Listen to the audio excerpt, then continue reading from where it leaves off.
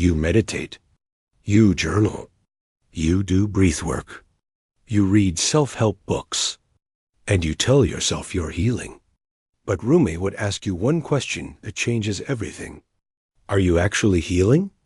Or are you just getting better at avoiding the pain?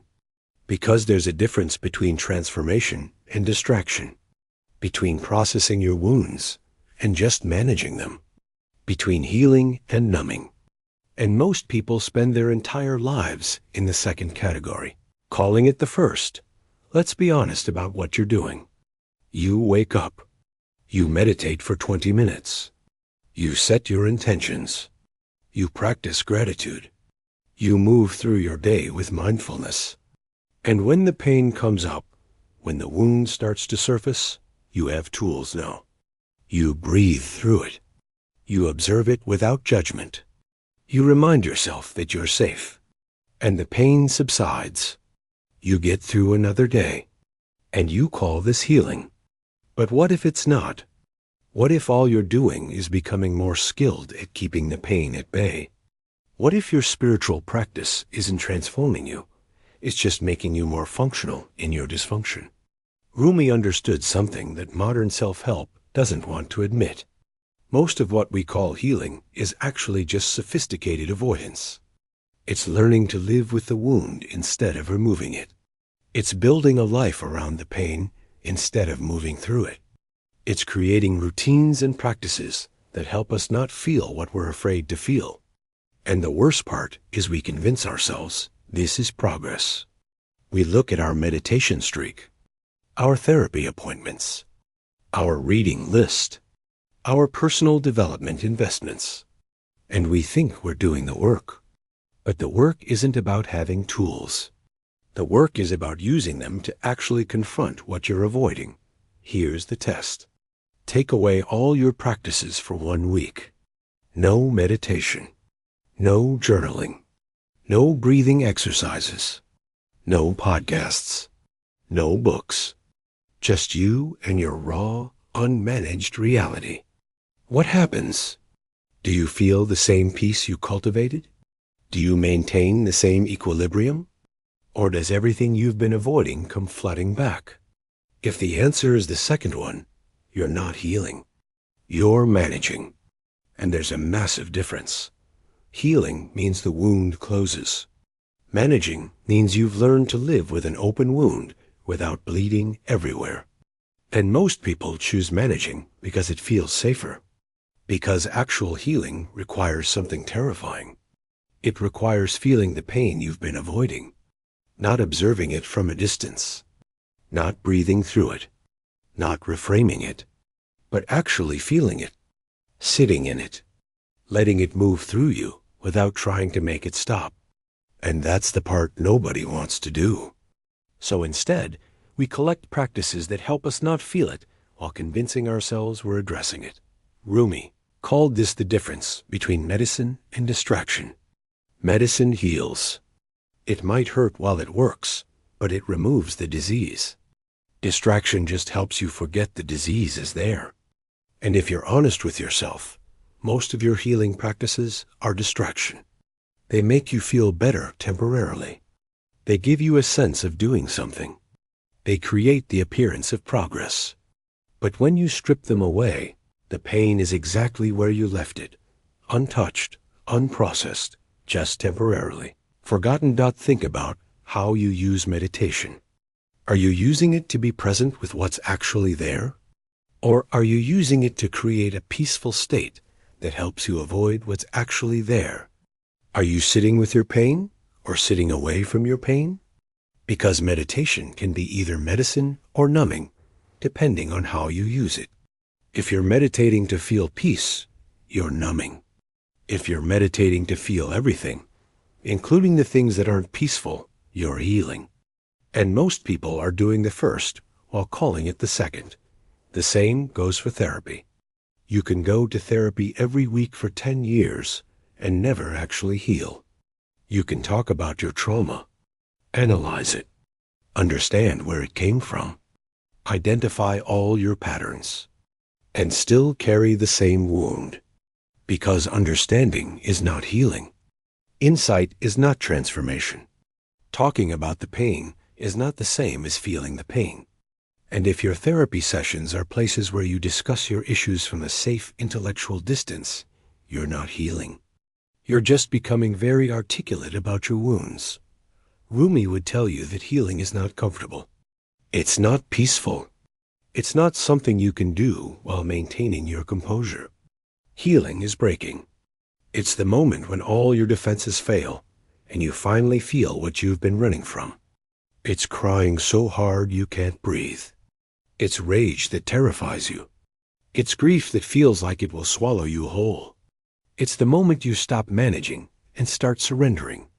And that surrender is what most people call their breakdown. But Rumi would say that's actually your breakthrough. That's when the wound finally opens enough to be cleaned out. But we've been taught to avoid that moment at all costs. We've been taught that emotional regulation is the goal. That staying balanced is maturity. That falling apart is regression.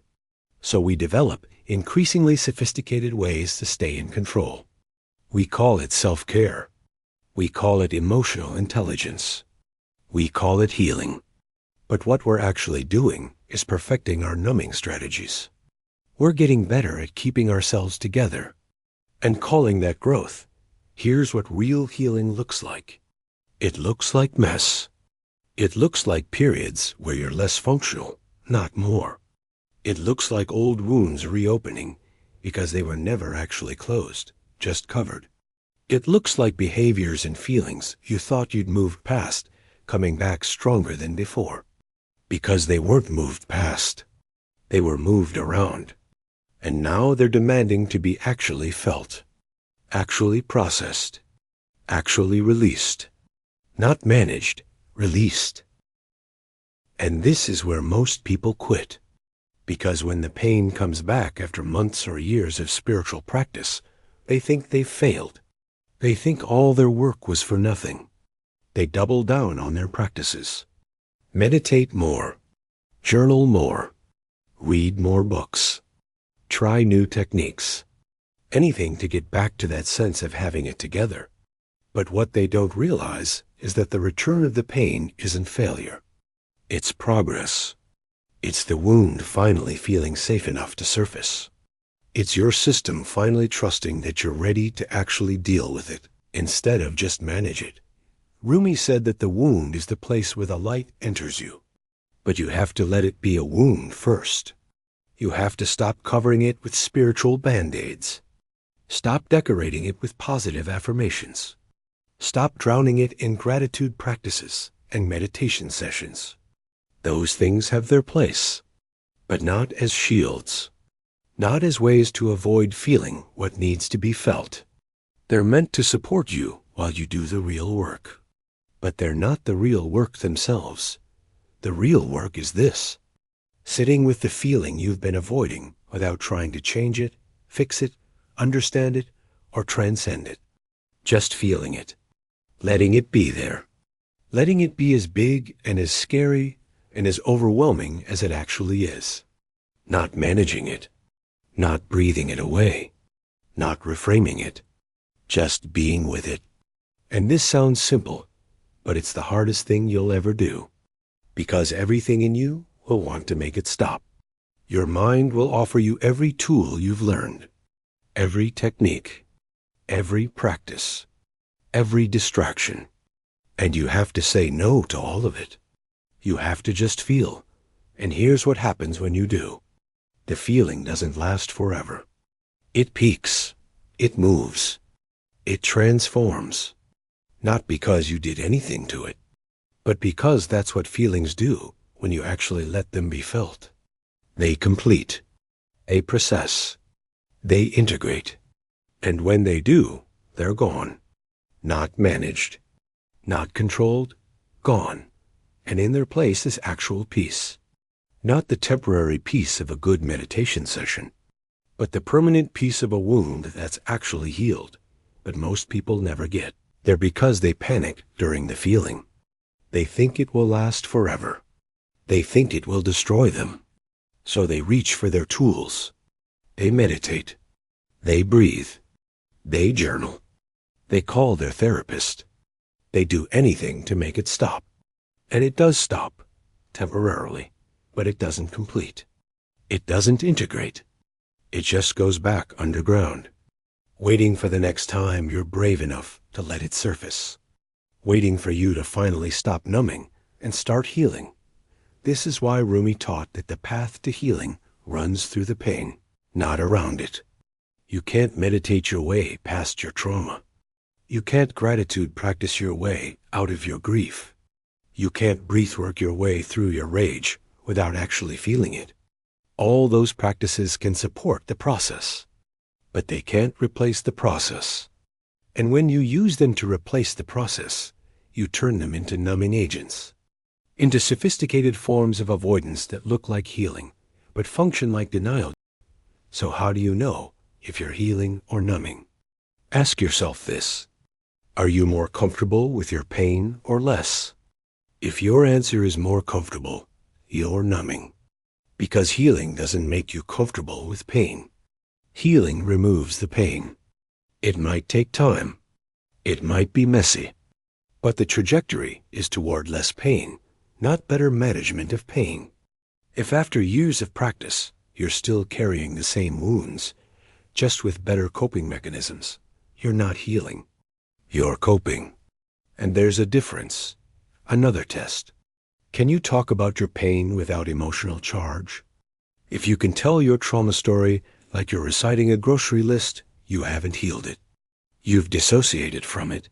You've created distance between yourself and the feeling. And you call that healing because you're no longer triggered. But being untriggered because you've numbed yourself to the feeling is not the same as being untriggered because you've processed the feeling. One is avoidance. The other is integration. Real healing leaves you more feeling, not less. More alive, not more controlled. More present, not more detached. If your spiritual practice is making you calmer, but also making you more disconnected from your actual feelings, you're on the wrong path. You're moving toward numbness, not wholeness. And Rumi would tell you to turn around, to stop seeking peace and start seeking truth. Because truth is messy. Truth is uncomfortable. Truth requires feeling everything you've been avoiding. But truth is what heals. Peace without truth is just dissociation with good marketing. And here's the hardest part. You might need to let go of the practices that are keeping you numb. That meditation routine that helps you avoid your feelings, maybe take a break from it. That therapy that lets you talk about your pain without feeling it, maybe it's time for a different approach. Those books and podcasts and workshops that give you new ways to manage your trauma, maybe you have enough tools. Maybe what you need isn't more knowledge. It's more courage. The courage to finally feel what you've been avoiding. The courage to stop managing and start healing. The courage to be a mess for a while, because being a mess is part of the process. Rumi's final teaching on this is simple but devastating. You're not broken because you haven't found the right healing practice. You're still wounded because you haven't stopped practicing avoidance.